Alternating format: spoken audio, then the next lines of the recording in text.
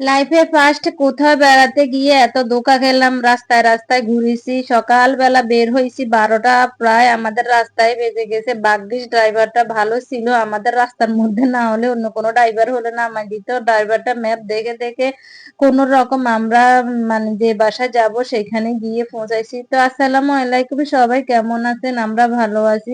এটা হচ্ছে সকালবেলা, একদম সকালবেলা। তখন আপনার মনে হয় 7:30 বাজে।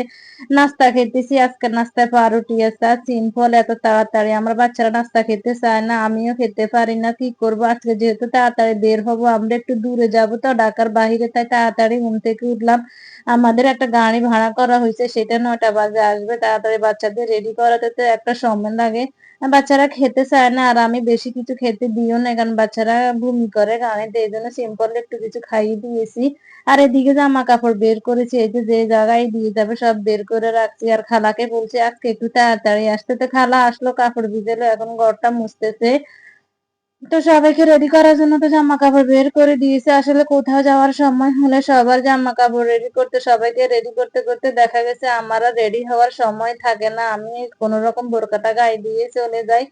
আসলে বাচ্চা কাচ্চা হওয়ার আগে যাই আনন্দ করা, ফুর্তি করা, সাজুগুজু করা, বাচ্চা কাচ্চা হওয়ার পর আর নিজের সব সৌন্দর্য শেষ হয়ে যায়। যাই হোক, তারপরে বাচ্চারা সবার আগে, বাচ্চারা ভালো থাকুক এটাই দোয়া করি, কাম্য করি। তো এই তো আমরা সবাই এরই মাঝে রেডি হয়ে গেলাম।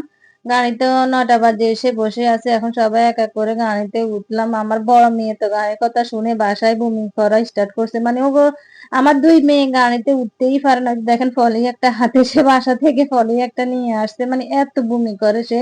আমি কিবা আপনার ভাইয়া ছেলে, আমার ছেলে, আমরা বমি করি নাই। আমার বমি বমি ভাব ছিল কিন্তু করি নাই। আর আমার দুই মেয়ে বমি করতে করতে অস্থির হয়ে গেছে। আর রাস্তার মাঝখানে তো আমরা ওই বাসা খুঁজতে খুঁজতে হয়রান অস্থির হয়ে গেছে। এটা এখনো আমাদের এরিয়া থেকে এখনো বের হয়নি, এটা হচ্ছে আমাদের এরিয়া, এখানকার বাজার।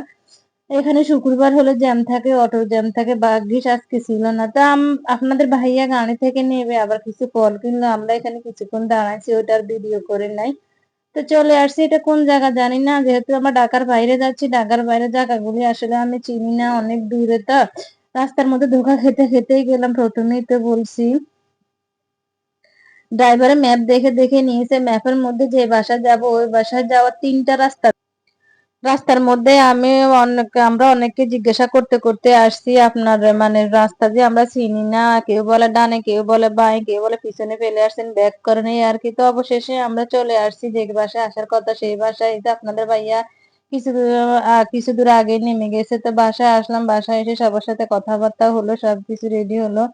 তো নাস্তা দিল, আমরা নাস্তা খেলাম। নাস্তা খাওয়ার পর আজান দিয়ে দিছে, আপনাদের ভাইয়া মসজিদে চলে গেছে, মসজিদে গিয়ে নামাজ কালাম পড়ে আসছে। তারপর ড্রাইভারকে নিয়ে আসলো, ড্রাইভারও মানে খেলো। আপনার ভাত টাত খাওয়া শেষের পর আমরা খেতে বসলাম, এই যে আপনাদের ভাইয়া খাচ্ছে। তো আর কি, আজকের ভিডিও এখন পর্যন্ত। সবাই ভালো থাকবেন, সুস্থ থাকবেন, আমাদের জন্য দোয়া করবেন। আজকের ভিডিও বেশি বড় করতে পারে নাই, সবাইকে আল্লাহ হাফিজ।